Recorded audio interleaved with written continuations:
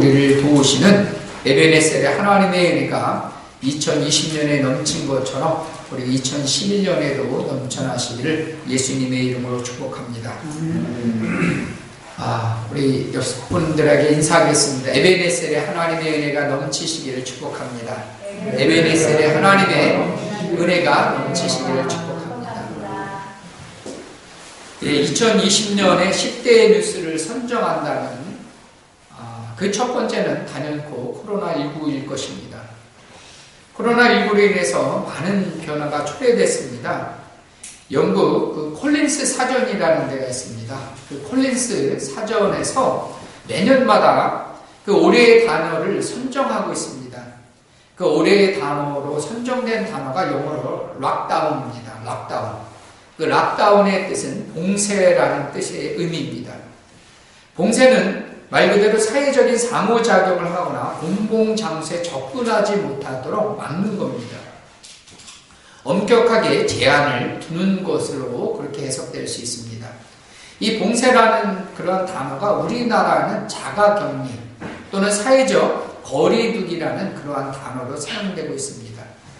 이는 공공의 건강과 안전을 지키려고 하는 그러한 조치임에는 틀림이 없습니다.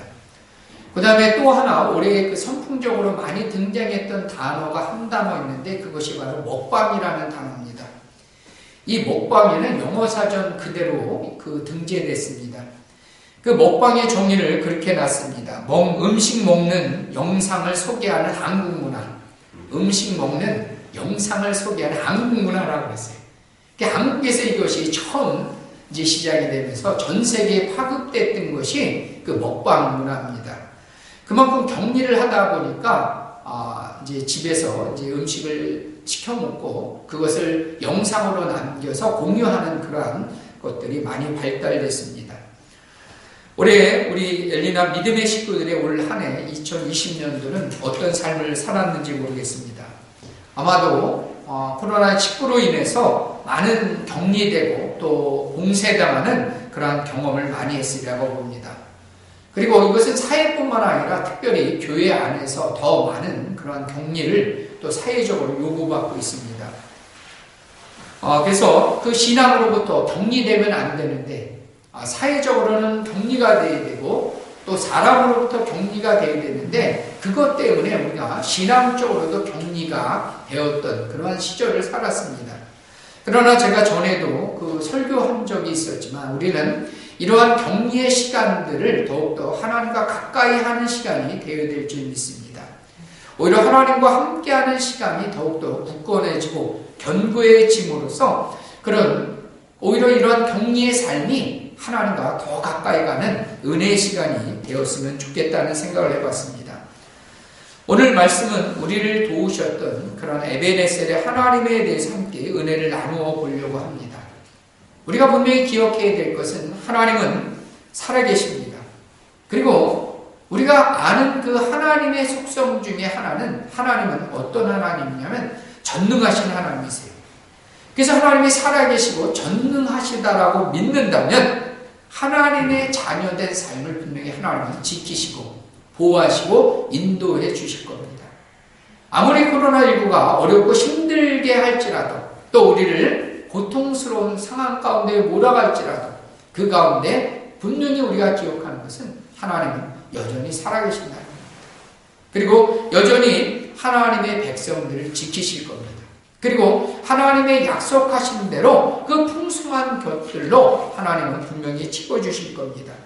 그래서 우리는 기억해야 될 것은 우리가 당하는 이 상황들을 보는 것이 아니라 항상 그 너머에 계시는 또 그 배후에 계시는 또한 늘 함께 하시는 하나님을 바라보시고 또 하나님을 신뢰함으로 하나님이 주시는 은혜가 날마다 넘쳐나시기를 축복합니다. 오늘 말씀을 통해서 우리는 다시 한번 에베네셀의 하나님을 만나기를 축복합니다. 분명히 도우시는 하나님의 은혜가 있을 겁니다. 근데 가만 보면요, 이 에베네셀의 하나님은 누구에게나 동일한 것 같지만 누구에게나 은혜 베풀지는 않는다는 겁니다. 우리가 성경에서 분명한 원리로 주어진 것 중에 하나가 뿌린 대로 걷는다는 겁니다. 그래서 내가 뿌린 것을 내가 내가 믿음으로 뿌리를 내린 것은 믿음으로 결실을 거두게 되는 겁니다. 하나님이 분명히 은혜를 베푸시고 누구에게나 동일한 비를 내리시지만 그 비로 인해서 결실하는 것은 다 다르다는 얘기입니다. 그래서 우리는 올해 한 해 어떤 은혜를 받았는가도 중요한데요. 이제는 지나갔기 때문에 우리는 이제 어떻게 살아야 됩니까? 앞으로 하나님이 주실 그 은혜를 기대하고 또 사모하면서 믿음으로 이겨나가야 될 줄 믿습니다. 그렇다면 우리는 어떤 삶을 오늘 살아가야 되는가라고 하는 거죠. 어떤 하나님의 은혜를 앞으로 기대하고 경험하면서 살아가야 될 것인가를 오늘 말씀을 통해서 같이 함께 은혜를 나눠보겠는데요. 먼저 오늘 본문의 배경을 살펴보면요. 이 사무엘상 7장은 4장서부터 시작이 됩니다. 여러분 4장 1절에 보니까요. 오늘 말씀과 동일한 에베네셀의 장소가 나옵니다. 저도 그랬어요. 처음에 이 에베네셀이라는 것이 7장에서 처음 나오는 줄 알았더니요. 4장에서부터 등장하게 됩니다.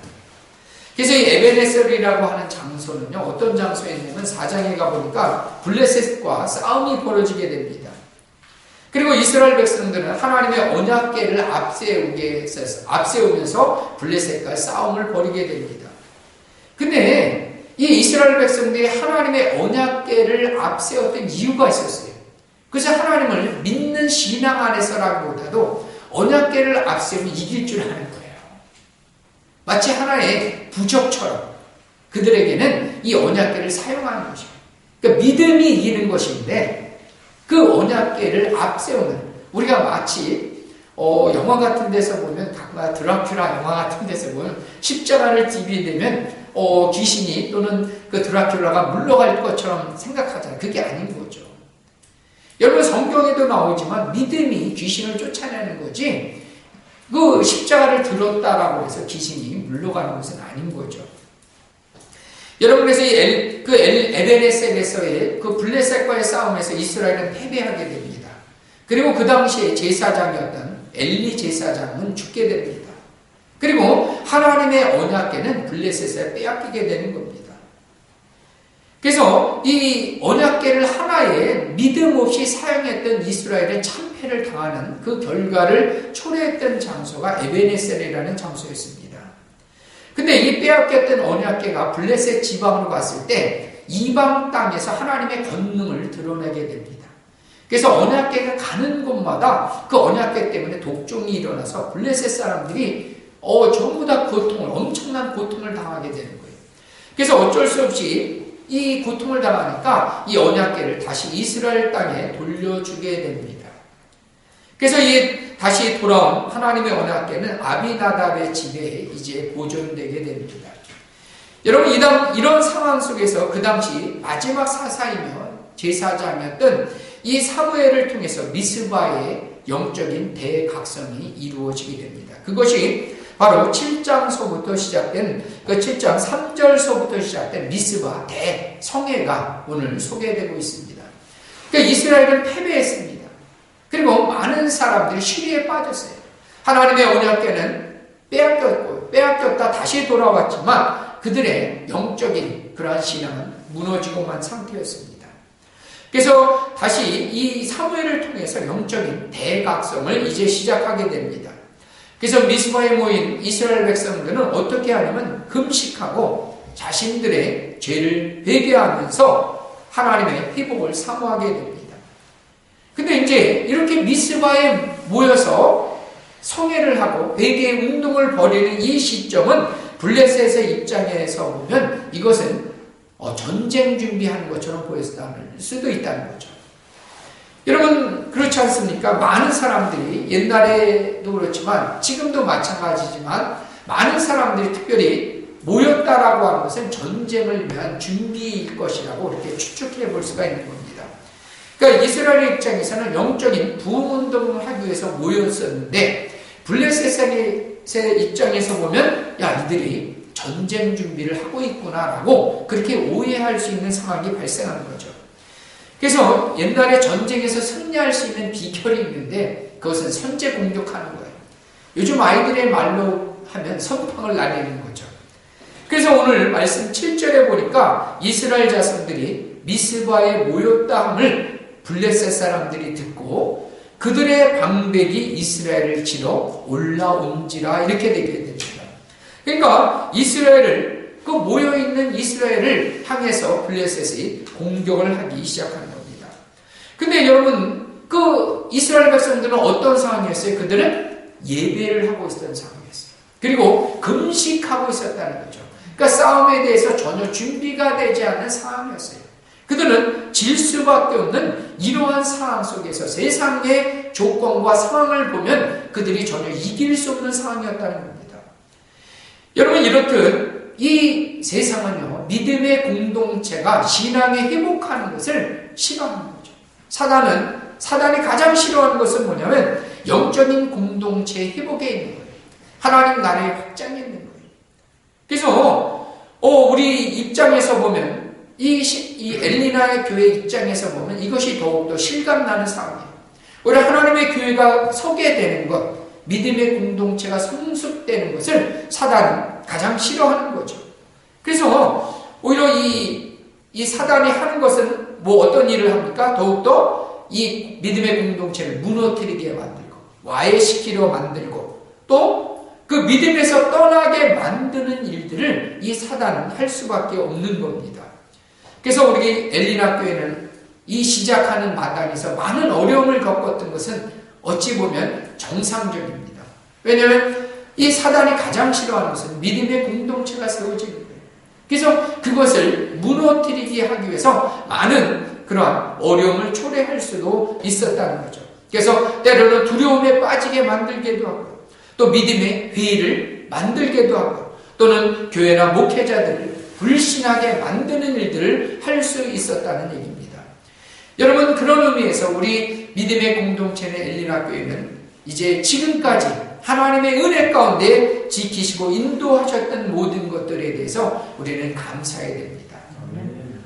그래서 우리가 늦은 것도 아니고요. 또 무너진 것도 아니고 더 굳건히 세워질 것들을 우리가 믿음 안에서 바라볼 수 있기 때문에 우리는 더욱더 감사해야 될 줄 믿습니다. 그러나 이 기억해야 될 것은 이 사단의 공격은요 한 번 시작됐었다고 해서 우리가 한 번 이겼다라고 해서 그것이 끝나는 것이 아니다는 거죠. 여러분 이 사단의 도전과 시험은 올해뿐만 아니라 내년에도 더 크게 더 그 험난하게 우리를 도전해 올 줄 믿습니다. 여러분 사단은 40일 동안 금식하신 예수님을 공격했습니다. 그래서 예수님을 시험해서 예수님의 사역이 실패하도록 그렇게 시험했던 겁니다.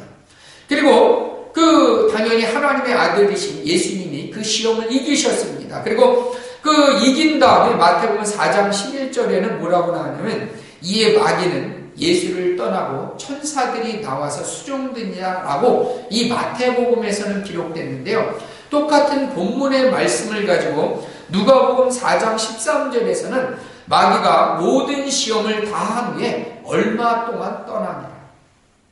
어떻게 기록됐다고요? 얼마 동안 떠났다는 거예요.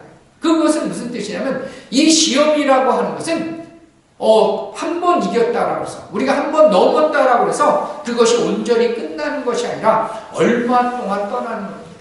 그래서 사단은 끊임없이 예수님의 사역 가운데 끊임없이 도전하고 그것을 하나님의 뜻을 이루지 못하도록 방해하는 세력으로 등장한 것처럼 우리 믿음의 공동체인 이 엘리나 교회도 여전히 하나님의 은혜 가운데 있지만 사단은 여전히 우리를 무너뜨리게 하고 또 공동체를 또 온전히 서지 못하도록 그렇게 방해하고 있음을 우리는 기억해야 됩니다.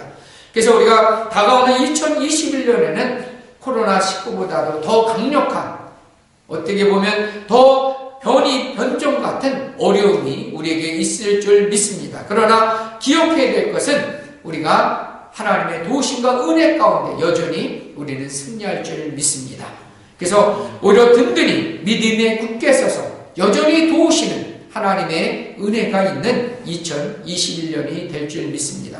그러면 우리가 어떻게 에베네셀의 하나님, 은혜의 하나님을 경험하며 또 승리의 삶을 살아갈 수 있는가를 한 3가지를 통해서 나눠보는데요. 첫 번째는 우리는 기도의 사람이 되어야 됩니다. 우리 한번 따라해 보겠습니다. 기도의 사람이 되어야 합니다. 기도의 사람이 되어야 합니다. 여러분 8절 말씀을 다시 한번 읽어보겠습니다. 자, 우리 사무엘상 7장 8절 말씀을 다시 한번 읽겠습니다. 이스라엘 자손이 사무엘에게 이르되 당신은 우리를 위하여 우리 하나님 여호와께 지지 말고 부르짖어 우리를 블레셋 사람들의 손에서 구원하소서. 아멘. 예, 그렇습니다. 이 영적인 싸움에서 이길 수 있는 비결이 어디에 있는가라고 했을 때 그것은 지지 않고 기도하는 겁니다. 기도하면 이기는 것이고 기도하지 않으면 지는 것이라는 얘기입니다. 여러분, 이스라엘 백성들이 출애굽한 다음에 르비딤이라는 지역에 이르게 됩니다. 르비딤에 이르게 되는데요. 그때 이스라엘의 가장 커다란 적이 누구였냐면 아말렉이라는 족속이 있었습니다. 그 르비딤에서 아말렉과 싸움이 벌어지게 되는데요. 이 전쟁에 나간 사람은, 싸우는 장수는 누구였냐면 여호수아가 나가서 싸우게 됩니다. 근데 여호수아가 싸움을 잘해서 이기는 것이 아니라 그 싸움의 승패는 어디에서 결정이 됐냐면 손을 들고 기도하는 모세에 따라서 결정이 됐다는 겁니다. 모세가 기도해서 손이 올라가면 이기게 되고요. 손이 내려가면 지게 되는 거예요. 그래서 출애굽기 17장 11절에서 13절까지 제가 한번 읽어드리겠습니다. 출애굽기 17장 11절에서 13절에서는 그렇게 나와 있습니다. 모세가 손을 들면 이스라엘이 이기고 손을 내리면 아말렉이 이기더니 모세의 팔이 피곤하며 그러니까 손을 들면 계속 들어야 되니까요. 모세의 팔이 피곤하면 그들이 돌을 가져다가 모세 아래에 놓아 그가 그 위에 앉게 하고 아론과 홀이 한 사람은 이쪽에서 아론과 홀이 한 사람은 이쪽에서 한 사람은 저쪽에서 모세의 손을 들어 올렸더니 그 손이 해가 지도록 내려오지 아니하는지라. 여호수아가 칼날로 아말렉과 그 백성을 쳐서 무찔렀더라. 아멘. 전쟁에 싸워서 싸우는 것은 여호수아였습니다. 근데 여호수아가 잘 싸우느냐, 그들의 무기가 많으냐, 군사의 수가 많은가에 따라서 전쟁의 승패가 갈라지지 않았다는 겁니다. 이 전쟁의 그 승리의 비결은 기도하는 한 사람 모세를 통해서, 모세가 기도하면 계속해서 손을 들고 기도했을 때 이기게 되는 겁니다. 그리고 피곤할 때는 누가 있어야 돼요? 돕는 자들이 함께 있었다는 겁니다. 아론과 홀이 한 사람은 오른편에서 한 사람은 왼편에서 함께 기도할 때 그 기도는 승리를 가져다주는 결정적인 요인이 되었다는 얘기입니다. 여러분, 신약성경 마가복음 9장에서도 보면요, 예수님께서 기도하러 변화산이라는 곳을, 그 변화산이라고 하는 것은 그 산에서 변화됐기 때문에 변화산이라고 하는데요. 이 변화산에 올라가십니다. 근데 산 아래에 있는 제자들이 귀신 들린 아이를 고치려고 애를 썼습니다. 아무리 귀신 들린 아이를 고치고 귀신을 내어 쫓으려고 애를 썼지만 제자들은 할 수가 없었어요. 그래서 이 변화산에서 내려온 예수님이 제자들을 책망했어요. 믿음이 없는 세대요, 얼마나 너희와 함께 있으며 얼마나 너희에게 참으랴. 그를 내게로 데려오라. 그래서 귀신 들린 아이를 데려오라고 하면서 그 데려와자 예수님께서 그 귀신을 꾸짖으면서 내어 쫓게 됩니다. 그러면 그 제자들이 궁금해하지 않습니까? 자기들은 할 수가 없었어요. 근데 예수님은 이 귀신 들린 자를 꾸짖어 단번에 내쫓았어요. 그래서 그 귀신을 쫓아내지 못한 이유를 물어봤을 때 마가복음 9장 29절에 예수님이 뭐라고 대답하셨냐면 이르시되 기도 외에는, 따라 보겠습니다. 기도 외에는. 예, 그렇습니다. 기도 외에는 다른 것으로 이런 종류가 나갈 수 없느니라. 기도 외에는 하나님의 능력을 일으킬 수 있는 다른 어떤 방법이 없다는 거죠. 우리는 세상의 일을 할 때도 그렇게 생각하잖아요. 우리가 돈이 많고 지혜가 많고 경험이 많으면 될 수 있다라고 생각해요. 그럴 수 있는 거죠. 그러나 우리는 믿음의 사람들은 그것을 어떻게 이겨나갑니까? 기도 외에는 하나님 앞에 매달려야 된다. 하나님께 구해야 된다는 거죠. 그렇습니다. 무엇보다도 기도가 강력한 무기가 되는 겁니다. 영적인 싸움에서 이기는 것도 기도하는 겁니다. 삶의 어려움을 헤쳐나갈 길도 뭐 했다는 겁니까? 기도하는 겁니다. 여러분, 기도하는 한 사람, 이 사무엘의 기도를 통해서 이스라엘을 승리케 하셨어요. 믿음의 공동체를 회복하고 하나님의 나라를 확장시킨 것처럼 기도하는 한 사람을 통해서 하나님은 이 나라를 지키시는 거예요.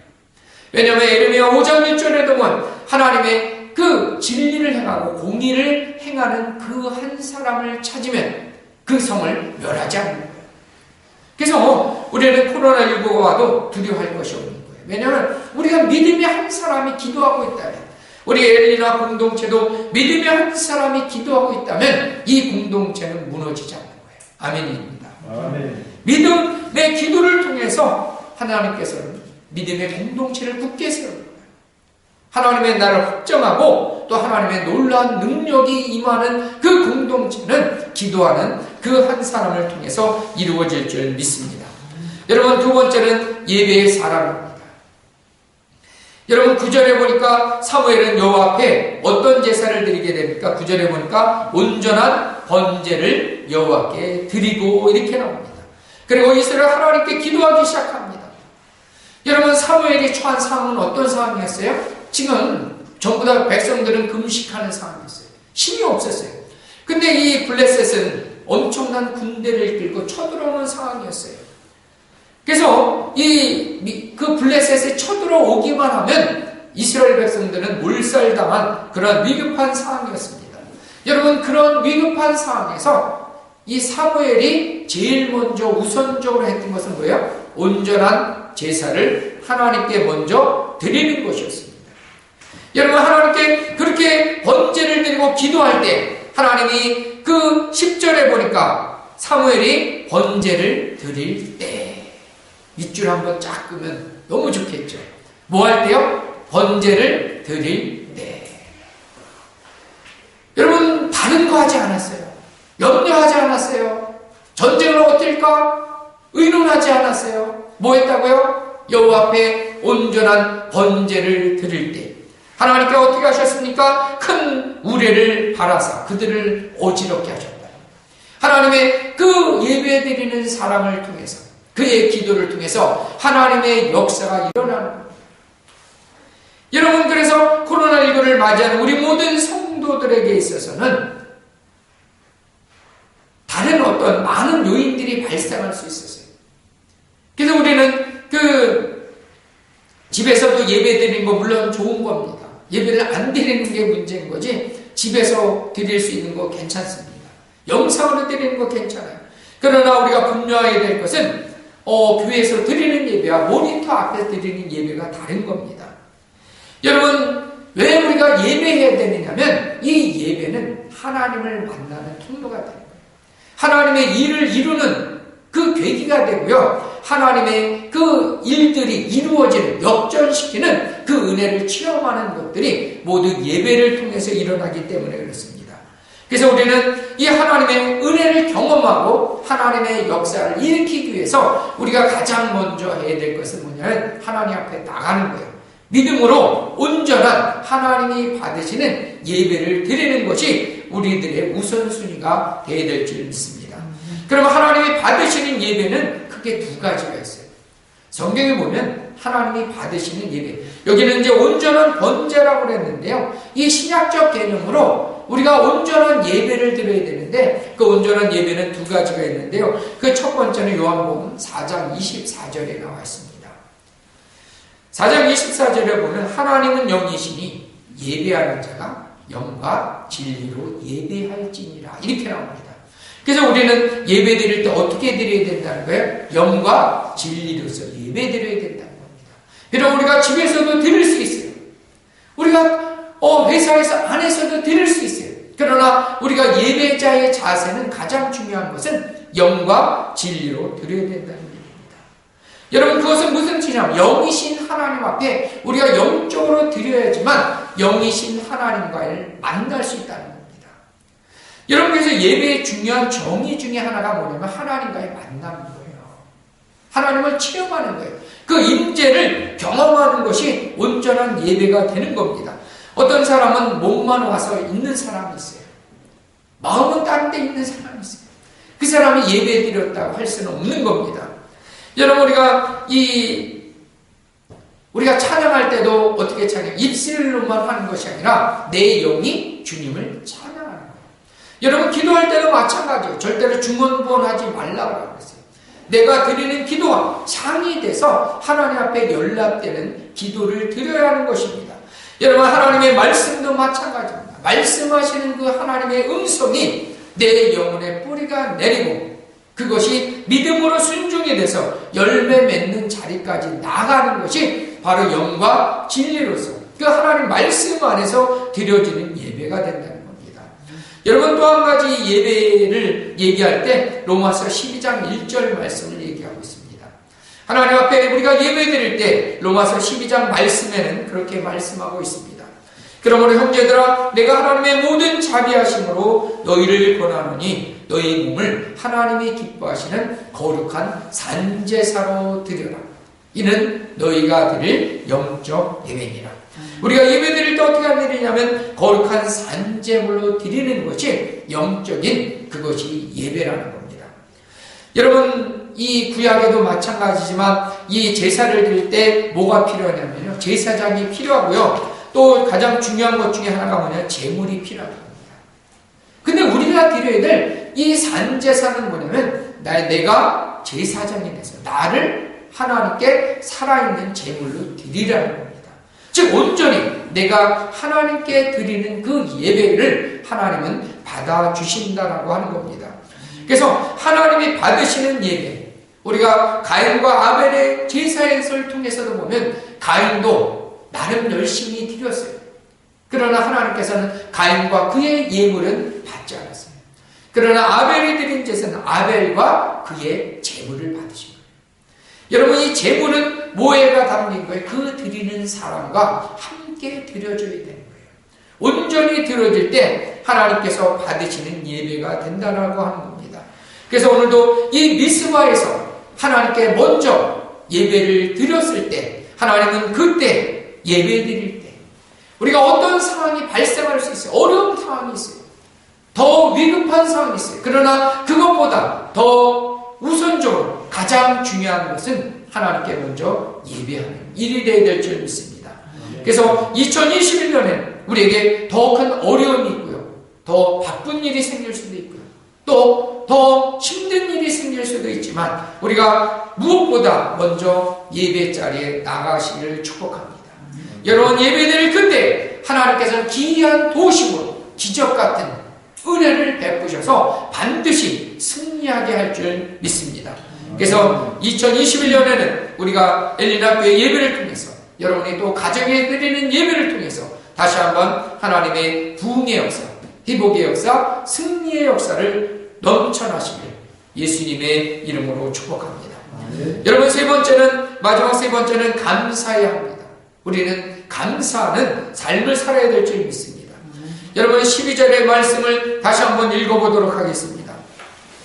오늘 말씀 12절을 읽어보겠습니다. 사무엘이 돌을 치하여 미스바와 센 사이에 세워 이르되 여호와께서 여기까지 우리를 도우셨다고 그 이름을 에베네셀이라 하라. 아멘. 여러분 하나님의 도우심으로 이스라엘이 얘기했지만 힘이 많고 군사의 수가 많고 전력이 좋아서 이긴 게 아니라는 겁니다.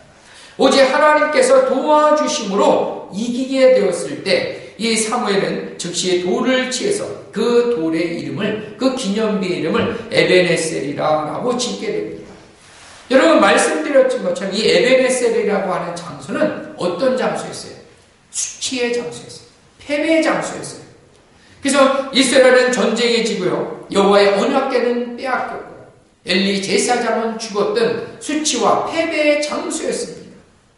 여러분 그럼에도 불구하고 하나님께서 다시 회복되었을 때 그들이 예배를 회복하고 기도를 회복하고 다시 한번 하나님께 나아갈 때 그 수치의 장소가 바뀌어서 뭐가 된 겁니까? 승리의 장소가 될 줄 믿습니다. 수치가 변하여 기쁨이 되고 하나님의 영광에 이르는 그 장소가 되었다는 것입니다. 그래서 하나님의 기이한 도우심 가운데 그것을 기념하기 위해서 그리고 다음 이스라엘 백성들에게 후손들에게 하나님이 도우셨다는 증거를 남기기 위해서 그 기념비를 세우게 된 겁니다. 그래서 우리는 이제 이 사무엘처럼 우리는 그 하나님께 감사해야 되는 거예요. 하나님이 도우셨음을 인정하는 거예요. 그래서 많은 사람들은 흔히 그렇게 얘기합니다. 화장실 갈 때 틀리고 그 다음에 나올 때 다르다고 얘기합니다. 내가 어렵고 힘들 때 하나님께 기도하고 간구하고 또 하나님이 도우셨을 때는 감사하지만 막상 잊어버립니다. 더 이상 하나님의 은혜를 기억하지 않습니다. 그러나 우리가 기억해야 될 것은 하나님이 여기까지 도우셨다. 우리는 늘 하나님께 영광 돌리는 인생을 살아야 될 줄 믿습니다. 여러분, 우리는 도저히 고칠 수 없는 문둥병 환자 그 한 사람처럼 우리는 감사해야 되는 겁니다. 여러분, 누가복음 17장 15절에 보면 10명의 문둥병자가 있었습니다.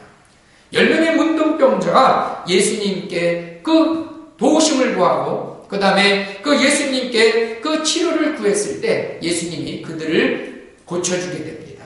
그래서 제사장에게 보이라고 했습니다. 그래서 10명의 문둥병은 가다가 문둥병 환자들은 그 말씀을 예수님의 말씀을 듣고 가다가 다 나음을 얻게 됩니다. 근데 오직 한 사람, 그 누가복음 17장 15절에 보면 그 중에 한 사람이 자기가 나은 것을 보고 하나님께 영광을 돌리며 돌아오게 됩니다. 오직 10명 중에서 한 사람이 돌아와 그 하나님께 예수님께 감사했을 때 그 예수님은 그 문둥병에게 그에게 이르시되 가라 내 믿음이 너를 구원하였느니라 하시면서 그의 육체적 질환뿐만 아니라 영혼까지 치유해주는 놀라운 은혜를 베푸셨다는 것입니다. 그래서 우리는 꼭 2021년에 기억해야 될 것은 우리는 감사하는 한 해가 되었으면 좋겠습니다. 여러분, 모든 것이 하나님께 받지 않은 것이 없다라는 거죠. 여러분, 문둥병이 치료된 거 하나님의 은혜예요. 그 문둥병 환자가 도대체 할 수 없는 일이었어요. 그러나 하나님의 은혜를, 그 말씀을 믿고 가다가 나음을 허락한 겁니다. 여러분, 마찬가지로 우리에게 행하였던 그 하나님의 모든 것들에 대해서 우리는 감사해야 될 줄 믿습니다. 그래서 골로새서 2장 6절 7절에는 그렇게 나와 있습니다. 그러므로 너희가 그리스도 예수를 주로 받았으니 그 안에서 행하되 그 안에서 뿌리를 박으며 세움을 입으며 교훈을 받은 대로 믿음에 굳게 서서 감사함이 넘치게 하라. 아멘. 그래서 이 감사가 있는 사람은 믿음에 굳게 선 사람이고 그 말씀의 뿌리가 내린 사람이 결국은 하나님의 감사함이 넘치는 인생이 될 줄 믿습니다. 그래서 오늘 그 누가복음에 나왔던 그 10명의 문둥병자 중에 오직 한 사람만 감사했던 것처럼 우리의 삶에도 여러분들의 삶에도 오직 하나님이 주시는 감사로 넘치시기를 축복합니다. 여러분, 이제 2020년이 우리에게 다가왔습니다. 이제 2020년에는 우리에게 새로운 희망이 있고 소망이 있을 줄 믿습니다. 분명히 그러나 기억해야 될 것은 우리의 이 싸움은 영적인 싸움은 끝난 것이 아닙니다. 여전히 사단은 더 큰 어려움과 시험 가운데 우리를 도전해야 할 줄 믿습니다. 그러나 분명히 기억해야 될 것은 여기까지 도우셨던 하나님이 2021년도 올해도 이제 벌써 지났습니다. 올해도 도우실 줄 믿습니다. 그 하나님의 은혜가 도우셨던 하나님이 여러분들의 가정에도 도우시고 여러분들의 자녀 가운데도 기도하는 소원의 제목에 따라 또 이 나라 민족도 하나님의 백성도 도우실 겁니다. 여러분들이 도우시는 하나님을 더욱더 체험하시고 여러분들의 삶의 승리를 선포하시고 여러분이 비록 수치의 장소가 아니라 이제는 그 장소가 동일한 장소였어요.